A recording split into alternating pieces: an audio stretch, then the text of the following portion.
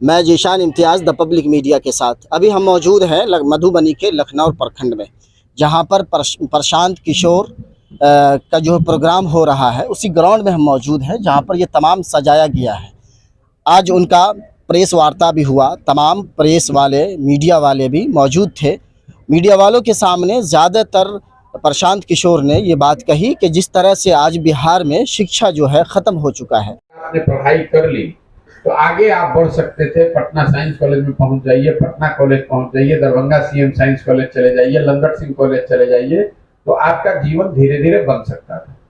पिछले 30-35 वर्ष में ये समता मूलक शिक्षा नीति बनाने के चक्कर में पूरी शिक्षा व्यवस्था को ध्वस्त कर दिया गया। जिस तरह से हर बच्चे जो है पढ़ने के स्कूल जाते हैं, कॉलेज जाते हैं, वो एक पढ़ाई के नाम पर ढोंग है और बच्चे को स्कूलों में खिचड़ी बांटा जाता है और कॉलेजों में डिग्री बांटा जाता है। विद्यालय जो है वो महज साइकिल और खिचड़ी बांटने के सेक्टर हैं।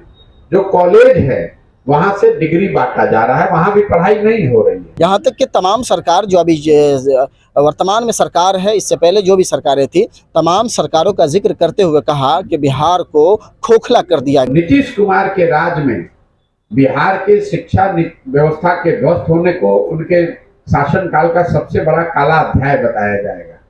ऐसा इसलिए, मान लीजिए कि कल एक अच्छी सरकार आ जाए तो लखनऊ में सड़क टूटा हुआ है, बहुत बदहाली है, सड़क बन सकता है, जल जमाव की समस्या का निपटारा हो सकता है। लेकिन अगर बहुत अच्छी सरकार भी आ जाए तो जो 2-3 पीढ़ियां इस ध्वस्त शिक्षा व्यवस्था से पढ़कर निकल गई, अब उसको जीवन में कोई सुधार नहीं सकता है।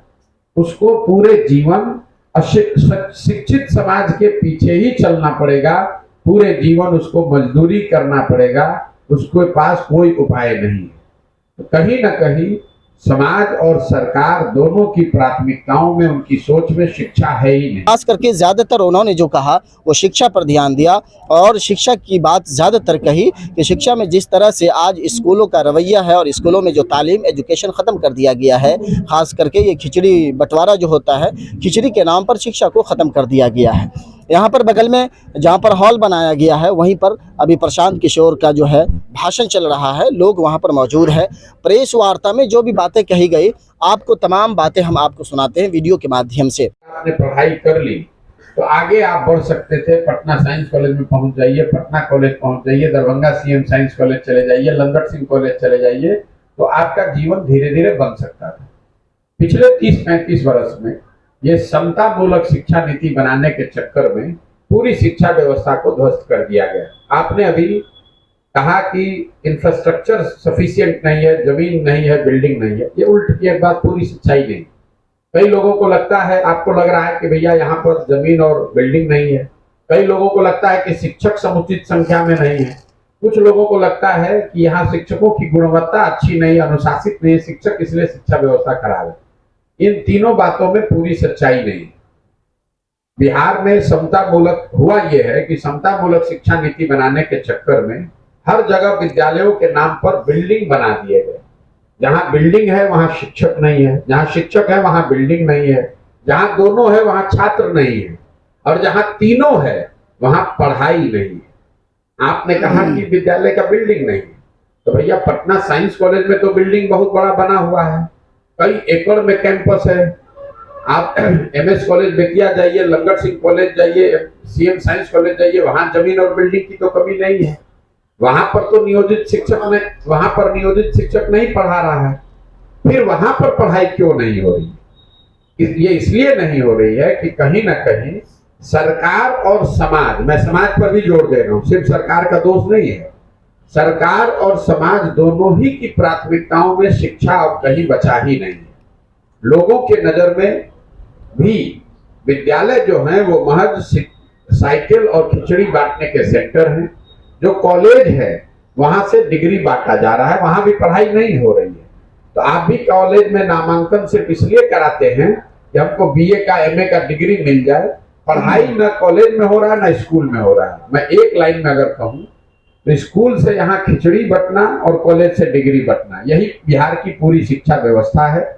और जब भी इस कालखंड का इतिहास लिखा जाएगा तो नीतीश कुमार के राज में बिहार के शिक्षा व्यवस्था के ध्वस्त होने को उनके शासनकाल का सबसे बड़ा काला अध्याय बताया जाएगा।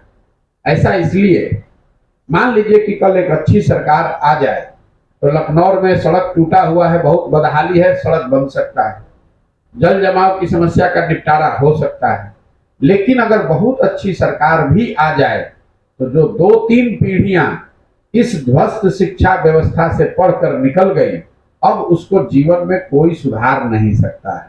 उसको पूरे जीवन शिक्षित समाज के पीछे ही चलना पड़ेगा, पूरे जीवन उसको मजदूरी करना पड़ेगा, उसके पास कोई उपाय नहीं है। तो कहीं ना कहीं समाज और सरकार दोनों की प्राथमिकताओं में, उनकी सोच में शिक्षा है ही नहीं। प्रशांत किशोर का कहना है कि हम ये बिहार में पैदल यात्रा इसलिए कर रहे हैं ताकि लोगों को जागरूकता करें और लोगों को एजुकेशन की तरफ बढ़ाएं और लोगों का ध्यान एजुकेशन की तरफ लगाएं, ताकि अच्छी से अच्छी तालीम और अच्छा से अच्छा एजुकेशन कैसे मिल पाए। इसी बात पर उनका फोकस है और इसीलिए वो जगह जगह पैदल यात्रा कर रहे हैं, हर लोगों से, हर नागरिकों से मिलकर। ज़्यादातर उनका जो फोकस है कि बिहार में गरीबी, लाचारी, बेबसी और यहाँ के जो मज़दूर पलायन करते हैं, दूसरे राज्यों में जाते हैं मजदूरी करने के लिए, और उनका ये फोकस है ख़ास करके बिहार में जिस तरह से गरीबी है, मजदूरी है, लाचारी और बेबसी है उस पर।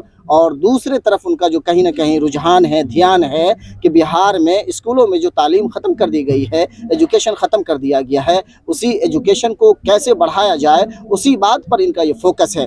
जीशान इम्तियाज़, मधुबनी।